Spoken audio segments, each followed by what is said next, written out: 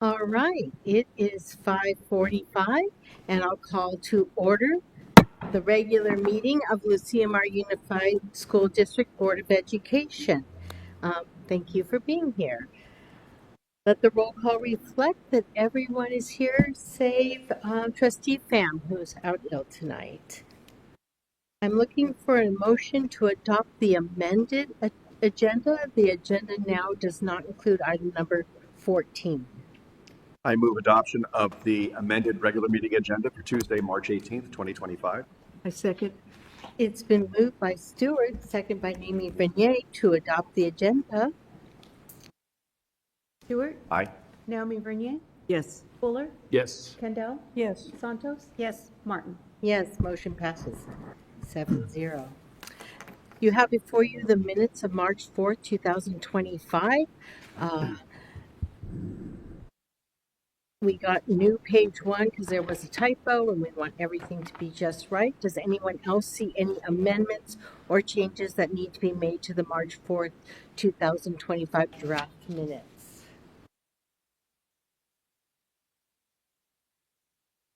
I'm just going to assume that Ms. Santos' hand being up is going to be like that all night, and we're good with that. Really, I just wanted to wave to you. Yeah. Okay, seeing none, I'll accept a motion to approve the minutes. Move approval of the minutes for the regular meeting of March 4th, 2025. I second. It's been moved by Stewart, seconded by Kendall. Roll call vote, please. Stewart, Aye. Kendall, Yes. Santos. You can abstain if you want to. Naomi Vernier, Yes. Fuller, Yes. Martin. Yes, motion passes 5-0-1 with Ms. Santos abstaining. Okay, we're moving into our closed session, and I'm opening up item number A, public comment on closed session agenda items. The opportunity is provided to allow public comment prior to the board's consideration of any closed session agenda items, and you can see those agenda items. Conference with legal counsel, conference with labor negotiators, public employee discipline, dismissal, release complaint, and student discipline. Mr. King. Hi, thanks for having us. I know it's probably a little quieter usually here before your closed session, but these are our LMUTA site reps, committee leaders. So we invited a small group of teachers to come here, and a few of them are going to share challenges or needs that they have in their class, or just give you an update on how things are going in our classrooms, so that you have that when you go into closed session to talk about negotiations items, because we are really trying to wrap up this process. I know everybody's trying to wrap up this process, but there are solutions in that in negotiations to give teachers time, to give them the ability to do their job. So we have 3 other speakers who will be talking about that.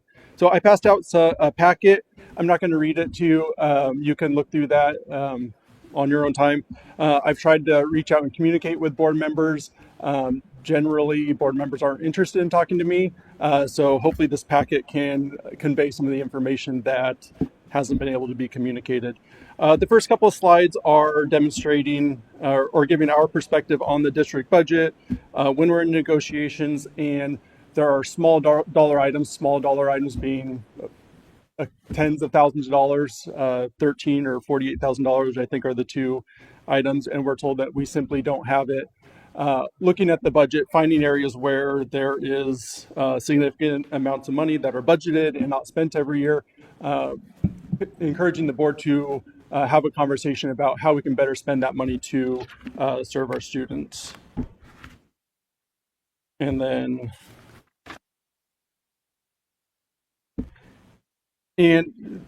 time is something that every teacher needs. There's more being asked of us. There are more challenging students, more always being added to our plate. And so we've asked in a couple of different ways to give teachers some additional time to complete their jobs within our contractual day. And it doesn't feel like a good faith negotiation when the compromise is always to significantly increase the number of minutes that we're in meetings, to take away work time. And this is We have proposals where it's been suggested that teachers increase their meeting minutes by anywhere from 600 to 1,500, depending on what you teach. And I don't know what every board member thinks about our days, but if you think that we have time for an additional 1,500 minutes of meetings in a day or in a work year, like I doubt many board members agree with that. We've also proposed changing the format for the welcome back. There's a thoughtful suggestion where if I know that board members like seeing teachers interacting and adapting the Clark Center Rally to an active service where you're delivering food to classrooms while teachers work and prepare for students, because preparing for students is what we should be doing on those first days of school. So thank you.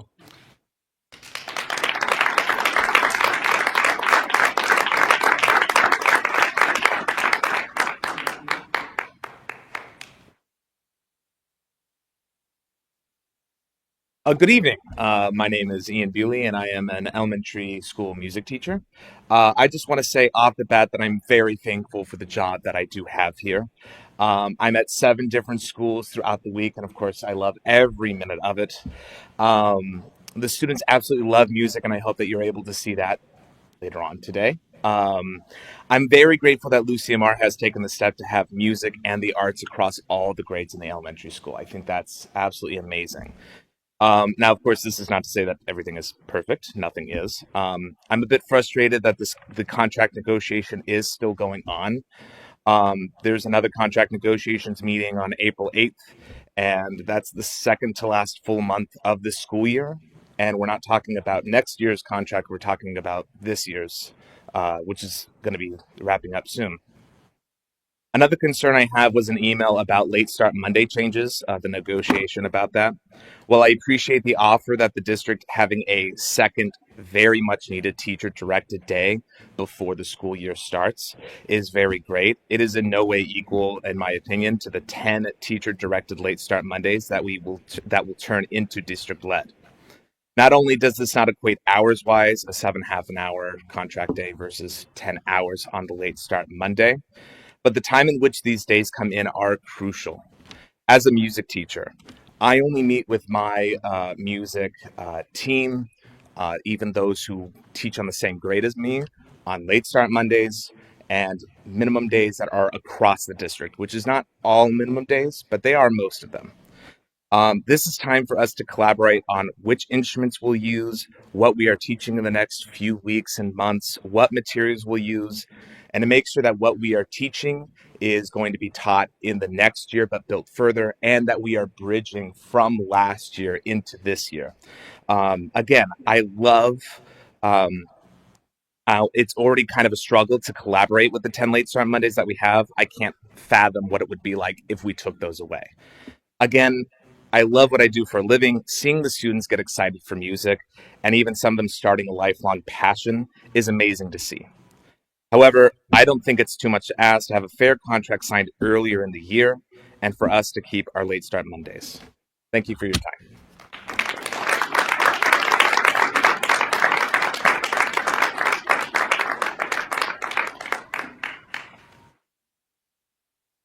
Good evening. My name is Olivia Dodd. I teach first grade. I'm speaking tonight on behalf of myself and all teachers who work tirelessly day after day to meet the needs of their students. I wanted to voice my sincere disappointment in our school district's unwillingness to work with LMUTA on many of their proposals for the 24-25 school year.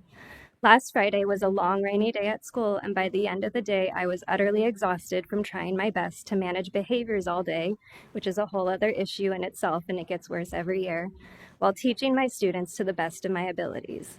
When the school day ended, we all received an email from the district outlining their contract proposals. After reading the district's second proposal, I felt my heart sink and a pit in my stomach open.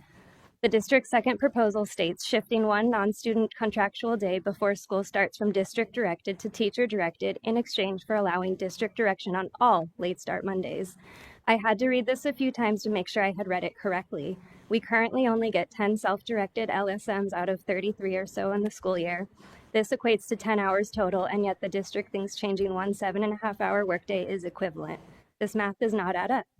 Not to mention how this would affect our teachers who work in special education. This would take away all 26 days of their protected time that was fought for so they can plan for their IEP meetings and assessments. Most teachers from whom I've talked to have only ever said we need more time to accomplish numerous tasks we need to get done, and this effectively would be giving us less time to do our jobs to the best of our abilities. It feels like a slap in the face to teachers like me and so many others who actually put in extra unpaid hours before school, after school, on the weekends, and during holiday breaks, planning for our students. I implore you to actually talk to teachers and hear from them about the extra time that is needed to make sure our students can succeed. If you come to my site, you will find many teachers putting in that extra time to put our students first. The fact that our time is seen as unimportant is nauseating. If you had a student in this district, and maybe some of you do, wouldn't you want them to have the best school experience?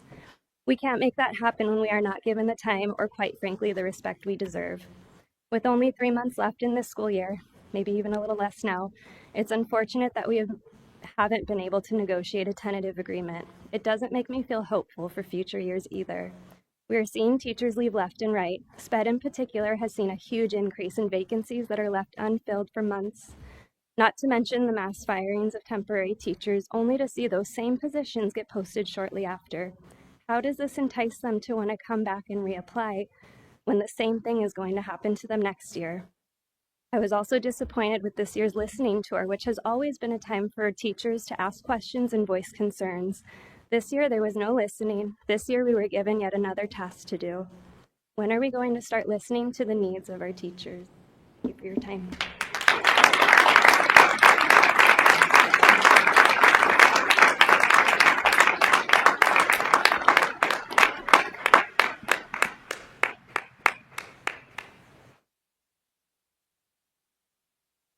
Good evening. I'm Susan Donk, Resource Specialist at Grover Heights Elementary School.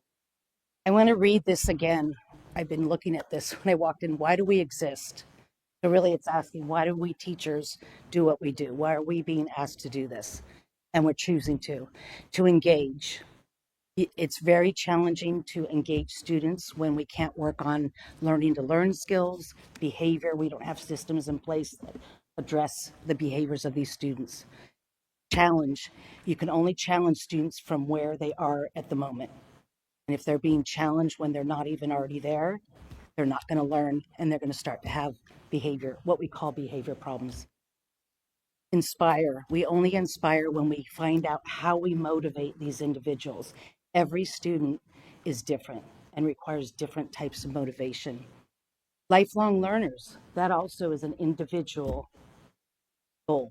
Lifelong learners look different, but if we can engage our elementary school students and further on to want to learn and not be shoved into what we think they need to learn, we will have success with that. And their full potential also looks different.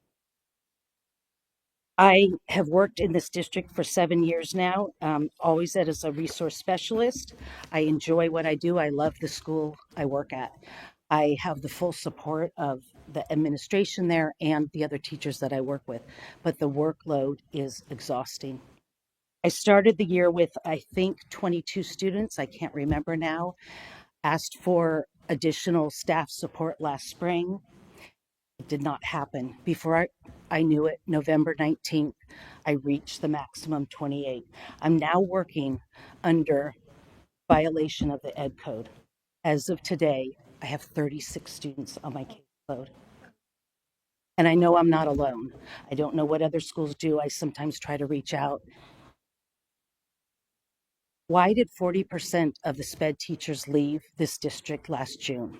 We're told that we can't find the teachers. They're right. It's hard to find special ed teachers. It takes extra schooling and an extra type or a different type of interest in working with students that have different needs. But I asked the board to look at why did 40% of our special education teachers not return?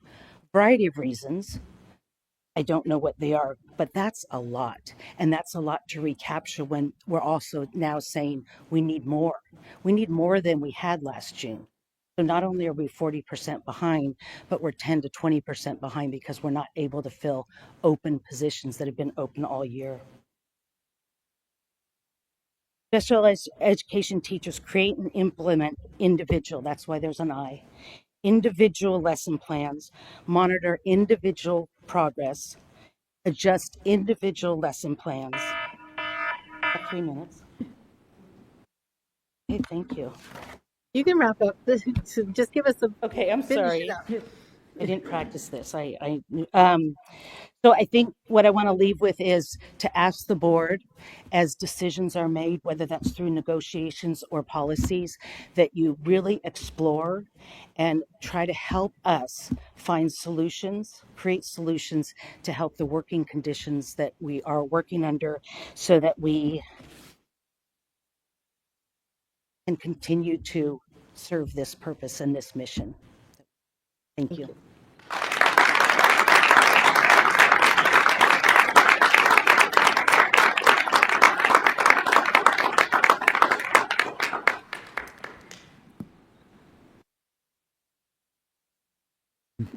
Okay, I was going to ask if there was anyone else in the audience that says can only comment on closed session agenda items. Did you already adopt the minutes for the last board meeting? Yes, we did. So I had a question about that. I know that you stated that you're. Can we wait and deal? You can send me an email regarding that. I'd prefer to ask right now during public comment. Is that an issue?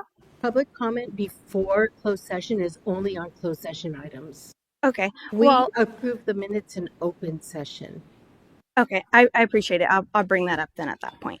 I did want to address one thing. Paul Fawcett, you make $333,000. Excuse me. This is about this has closed nothing session. to do It with is. the closed session Yes, it agenda is. item. No. I am going to address that. Can you please not What violate the agenda Brown Act? item were you going to address? I'm going to talk about their negotiations. So you make $333,000 per year. That is more than California's Attorney General Rob Bonta by about $100,000. That's also about $100,000 more than the superintendent of schools, Tony Thurmond.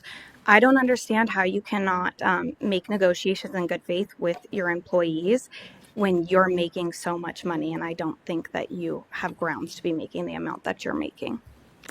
Thank you.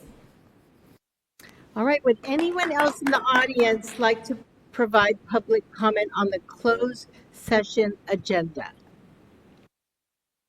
Seeing none, I'm going to close the public comment, bring it back to the board for adjournment to closed session. Thank you very much. Have your best day.